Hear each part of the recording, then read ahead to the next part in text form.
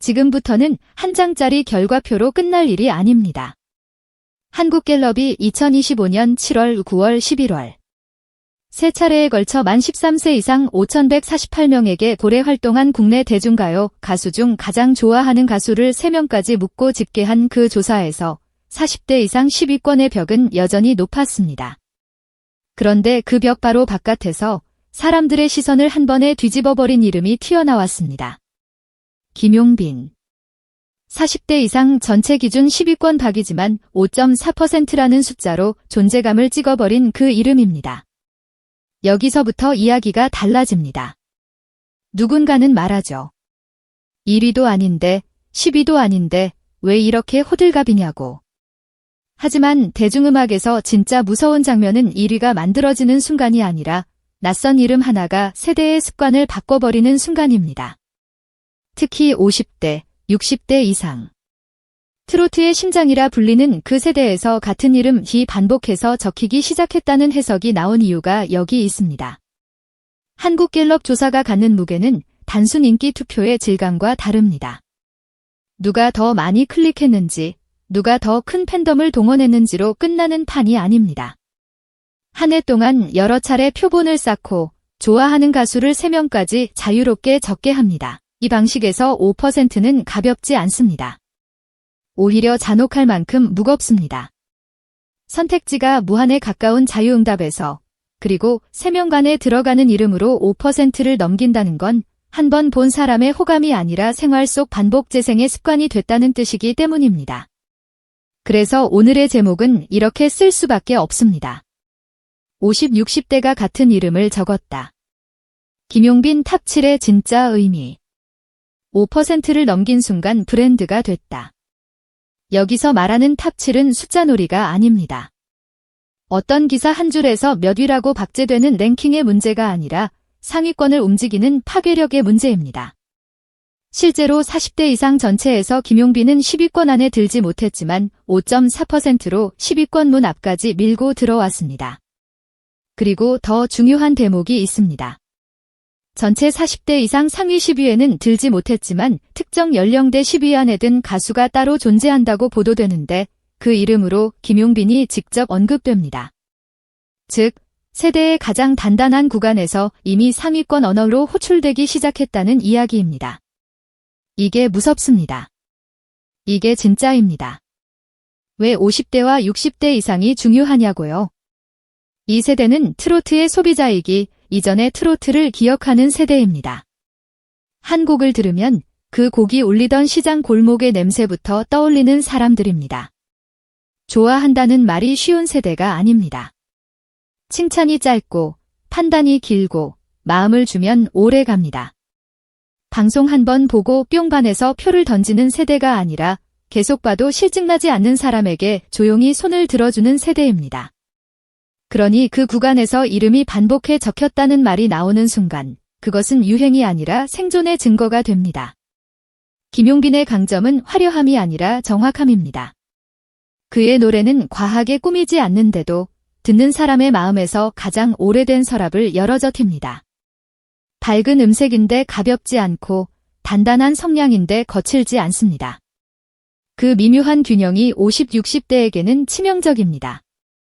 왜냐하면 그 세대는 화려한 기교에 감동하는 게 아니라 기교 뒤에 숨은 삶의 무게를 알아보는 세대이기 때문입니다. 그들은 한 소절에서 가짜를 잡아내고 한 호흡에서 진짜를 알아봅니다.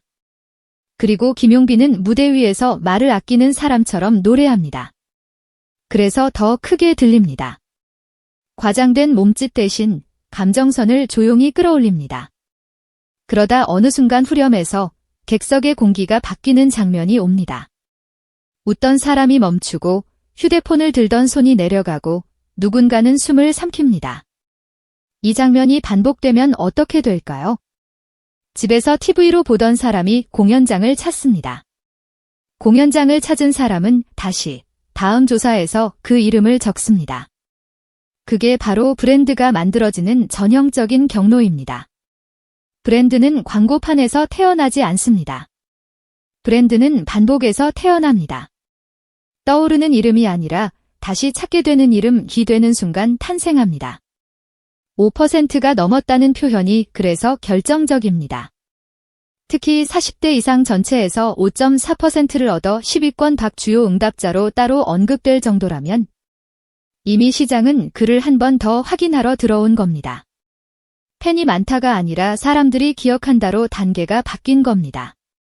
이 지점에서 흔히 착각하는 게 하나 있습니다. 트로트는 결국 어르신들 장르 아니냐고요? 아닙니다. 2025년의 트로트는 가족이 같은 노래를 공유하는 방식으로 움직입니다. 부모가 좋아하는 가수를 자녀가 알고 자녀가 듣는 노래를 부모가 따라 부릅니다. 거실에서 리모컨을 두고 싸우던 시대가 아니라 같은 곡에 웃고 우는 시대가 다시 열렸다는 뜻입니다. 그리고 그런 연결의 한가운데에 김용빈 같은 세대 통역자가 서기 시작하면 그때부터 트로트는 장르가 아니라 문화가 됩니다. 또 하나 50, 60대가 중요하게 보는 건 실력만이 아닙니다. 태도입니다. 무대 위에서의 태도, 말의 속도, 예의의 결, 사람을 대하는 눈빛. 이 세대는 그걸 유난히 정확하게 봅니다. 처음엔 잘생겨서 관심을 가질 수 있습니다. 하지만 오래 좋아하긴 어렵습니다. 오래 남는 사람은 결국 신뢰를 쌓는 사람입니다. 보고 있으면 안심되는 사람이 되는 순간 그 세대의 지지는 안반처럼 단단해집니다.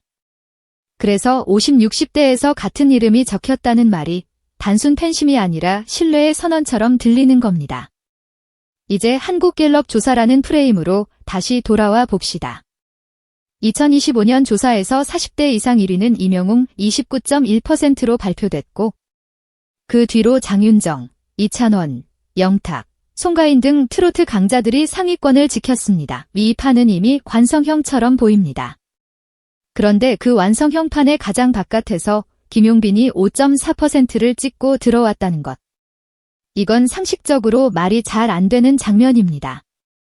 왜냐하면 상위권이 견고할수록 새 이름이 들어갈 틈은 더 좁아지기 때문입니다. 좁아진 틈을 숫자로 찢었다는 것 자체가 그 이름이 단순히 좋다 수준이 아니라 필요하다 수준으로 소비됐다는 뜻이 됩니다. 그래서 탑 7의 진짜 의미는 여기에서 나옵니다. 공식 순위표에서 7위냐 9위냐를 따지는 게 핵심이 아닙니다. 상위권을 지탱하는 세대에서 동일한 이름이 반복해서 적힐 때 발생하는 파급력, 그 파급력이 결국 전체 판을 흔드는 시작점이라는 게 핵심입니다. 좋아하는 가수 3명에 들어간다는 건 비교를 통과했다는 뜻입니다. 수십 년의 기억, 수많은 목소리, 셀 수 없는 무대들을 다 지나온 사람들의 비교를 말입니다. 그리고 한 번 더 냉정하게 말해봅시다. 5%를 넘긴 순간 브랜드가 됐다는 건 이제부터 김용빈을 움직이는 힘이 호감에서 산업으로 넘어간다는 뜻입니다. 방송사는 데이터를 봅니다. 공연 기획사는 데이터를 봅니다. 광고주는 데이터를 봅니다. 그리고 데이터는 종종 감정보다 더 솔직합니다. 40대 이상에서 5.4%가 찍혔다는 보도는 이 이름이 실제 소비로 이어질 가능성이 높다오는 신호로 읽힙니다. 여기서부터는 가속이 붙습니다. 한번 브랜드가 된 이름은 다음 무대에서 더 큰 조명을 받습니다. 더 큰 조명을 받은 무대는 다시 더 많은 사람을 데려옵니다. 더 많은 사람은 다시 다음 조사에서 같은 이름을 적습니다. 이 반복이 시작되면 누군가에게 김용빈은 신인이 아니라 기준이 됩니다. 트로트 귀공자라는 별명이 수식어가 아니라 정체성이 되는 순간입니다.